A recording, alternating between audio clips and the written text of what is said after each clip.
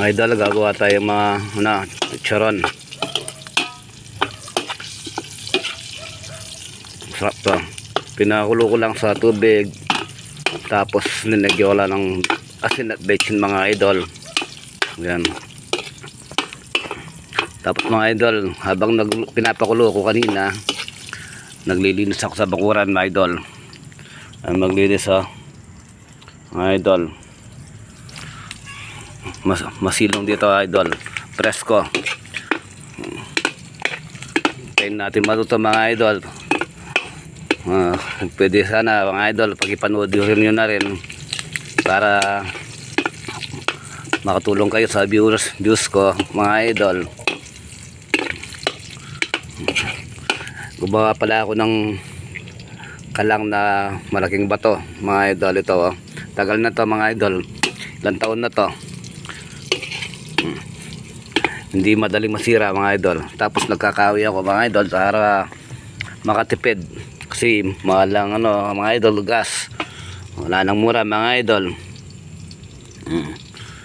Yan konti-konti lang kahoy mga idol, dahil binilad ko kasi umulan kagabi. Ilang araw umuulan, yan nabasa, pero kanina natuyo. Ito yung kahoy ko mga idol.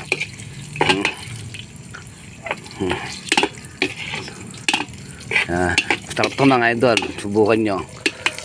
Hindi ko para matanggal yung mantika mga idol. Tingnan mo, nagmamantika na mga idol.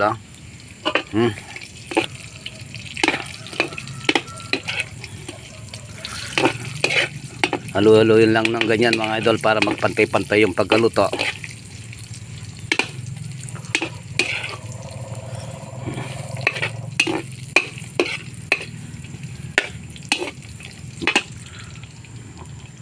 May umiyak na malaking butiki, tuko ang tawag dito sa Kapampangan. Yung aso ko inabangan yata. Tingnan mo, ano kayang kinukuha nito may inuuli. Ay, huwag mong ano yan. Inuuli yung pusa.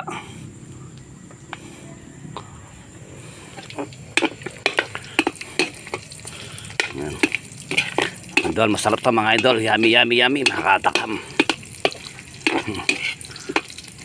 Maluhuluin natin na idol. Maya yan, maluluto na yung mga idol. Yung sa tapat ko naman mga idol, maisan ang dami.